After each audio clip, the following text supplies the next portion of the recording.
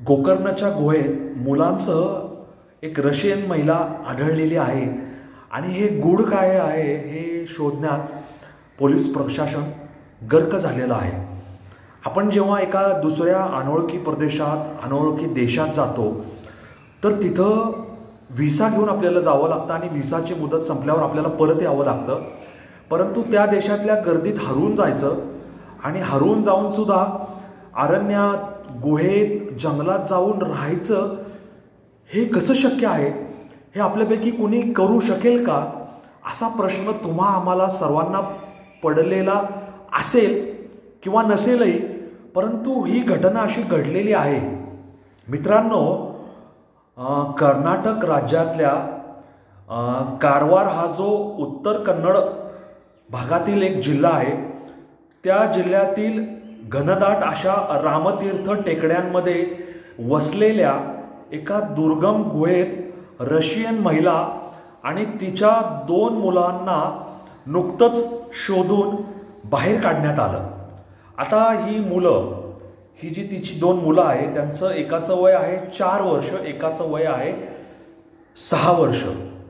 आता ह्या महिलेचं नाव काय आहे तर या महिलेचं नाव आहे नीना कुटीनी उर्फ मोही, वय 40, आणि ती रशियाहून बिझनेस व्हिसावर भारतात आली होती आणि तिचा बिझनेस व्हिसा संपला असेल।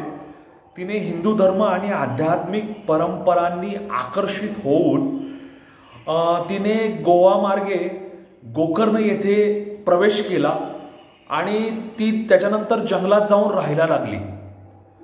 आता पोलिसांना सुद्धा हे कसा काय तिचा सुगावा लागला तर या घनदाट अशा रामतीर्थ टेकड्यांच्या परिसरात जो उत्तर कर्नाटकाच्या जिल्ह्यात आहे तिथे मुसळधार पाऊस पडला। म्हणजे ही साधारण जुलैची घटना आहे आणि तिथे भूस्खलन झालं, म्हणजे लँडस्लाईड झालं आणि भूस्खलन झाल्यानंतर तिथला परिसर पाहत असताना, पिंजत असताना काय घडले काय नाही, काही जीवितहानी झाली का याचा आढावा घेत असताना पोलिसांनी जेव्हा तिथं गस्त घातली तेव्हा त्या मंडल पोलिसांना त्यांचे जे मंडल निरीक्षक आहेत पोलीस, श्रीधर असं त्यांचं नाव आहे, आणि त्यांच्या पथकाला त्या डोंगराळ प्रदेशामध्ये जेव्हा ते गेले शोध कार्य करायला, एका गुहेबाहेर कपडे वाळताना दिसले। आता गुहेबाहेर कपडे वाळताना दिसले म्हणल्यावर साहजिकच आहे कोणाच्या मनात भीती निर्माण होणार। त्या पोलिसांच्या पथकाने त्या गुहेचा पुढे पुढे माग काढत ते आतमध्ये गेले आणि त्यांना पोलिसांच्या पथकांना आतमध्ये ही महिला आणि तिचं नाव मोही आहे आणि तिची 2 मुलं आढळून आली। आता हे सारं धक्कादायक होतं। आपल्या देशातली महिला असती, आदिवासी महिला असते तर ठीक आहे, ही जी रशियन महिला आहे ती तिथं आढळली आणि मग ह्या महिलेला गोकर्णाहून बंगळूरला आणण्यात आलं आणि तिची चौकशी करण्यात आली आणि ती रशियन असल्यामुळे रशियन दूतावासाशी संपर्क करण्यात आला। आता या सगळ्या घटनेमध्ये कारवारचे जे पोलीस अधीक्षक आहेत एम नारायण, त्यांनी सगळे चौकशी पूर्ण केली आणि 2017मध्ये त्या महिलेच्या व्हिसेची मुदत संपली होती आणि त्याच्यानंतर ती आता 25 चालू आहे, 8 वर्ष ती बेनामी कुठलाही व्हिसा नसताना खुशाल भारतात राहिली। तिला काही आध्यात्मिक आकर्षण असेल पण अशा प्रकारचं राहणं अत्यंत बेकायदेशीर आणि जंगलात गुहेत राहणं अत्यंत धोकादायक आहे। तिची मुलं 6 आणि 4 वर्षाची आहेत, हे अत्यंत धोकादायक आणि खतरनाक आहे आणि ती 2017 पासून व्हिसा संपलाय, ती कुठे कुठे कशी राहिली, कशी तिने तिची उपजीविका केली, हे सारं म्हणजे अत्यंत शोधकार्य, संशोधन करणारं, इन्व्हेस्टिगेशन करण्यास भाग पाडणारं आहे। 17 साली ती आली असेल, 2025 चालू आहे। तिचा मुलगा प्रिया 6 वर्ष आणि आमा 4 वर्ष, म्हणजे ह्या दोघांचा जन्मसुद्धा इथेच झालेला आहे।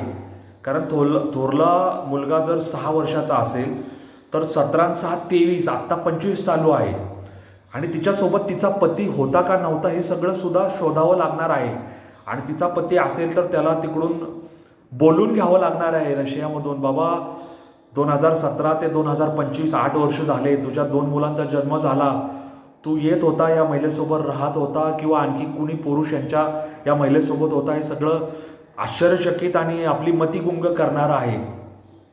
आणि परदेशातून येऊन एक महिला इथं राहते, 2 मुलांना जन्म देते, जंगलात आश्रय घेते, व्हिसाची मुदत संपलेली आहे. हे सगळं स्थानिक प्रशासनाच्या म्हणजे पोलीस खाता असेल, त्याच्यानंतर परराष्ट्र खाता असेल, ज्यांच्या परवानगीने ती इथं आली, ती कुठं राहिली, तिने काय काय काम केलं, गोव्याला कधी गेली, कुठल्या कुठल्या ठिकाणी तिचं वास्तव्य होतं, मग हे परराष्ट्र खात्याच्या, पोलिसांच्या, महसूल खात्याच्या लक्षात कसं आलं नाही, ती कुठल्या मार्गे गुहेत गेली, वन विभागाच्या लक्षात आलं नाही का, गस्त घालणाऱ्या जी विविध पथकं आहेत, नक्षलवाद विरोधी पथक असेल, जंगल संरक्षण करणारं पथक असेल, यांच्या लक्षात कशा आल्या नाही ह्या बाबी, हे सगळं प्रकरण मला वाटतं फार गुंतागुंतीचं आहे. या महिलेसाठी रशियन दूतावासाशी संपर्क करून कदाचित तिची सगळी माहिती एकत्रित केली जाईल, संकलित केली जाईल, परंतु ह्याच्यामधून आपल्या कर्नाटकच्या कायदा सुव्यवस्था प्रशासन विभागाचा गलथान कारभार उघड झाला आहे असं म्हटलं तर ते वावगं राहणार नाही. हे सगळं प्रकरण मुळापासून शोध घेऊन त्याची तड लावायला हवी आणि हे सगळ्या घटनाक्रमाचा अभ्यास करायला हवा. अन्यथा कुणीही येतोय, कुठेही राहतोय, काहीही करतोय, त्याला हिंदू धर्माचं आकर्षण म्हणता येईल, अध्यात्माचं आकर्षण म्हणता येईल, संस्कृती परंपराचं आकर्षण म्हणता येईल, पण त्यासाठी असं गुहेत आश्रय घेणं चुकीचं आहे. 2017 ते 2025 8 वर्ष ही महिला अनधिकृतपणे भारतात राहत आहे. हे तिचं वागणं, हे तिचं वर्तन कायद्याच्या भाषेत कायद्याचं उल्लंघन, पायमल्ली करणारं आहे. तिला जर राहायचं होतं तर तिने रीतसर अर्ज करून व्हिसाची मुदत वाढवून घेऊन आपली नोंद जवळच्या पोलीस स्टेशनला करून, जिल्हाधिकारी कार्यालयात करून, पोर्टलवर जाऊन आपली माहिती भरून एखाद्या आश्रमामध्ये आश्रय घेणं, तिथली दिनचर्या, जीवनक्रम याचं पालन करून आपल्या हिंदू आस्थांचं प्रकटन करणं, प्रेम दाखवणं, अध्यात्माचा अभ्यास करणं हे जास्त संयुक्तिक राहिलं असतं.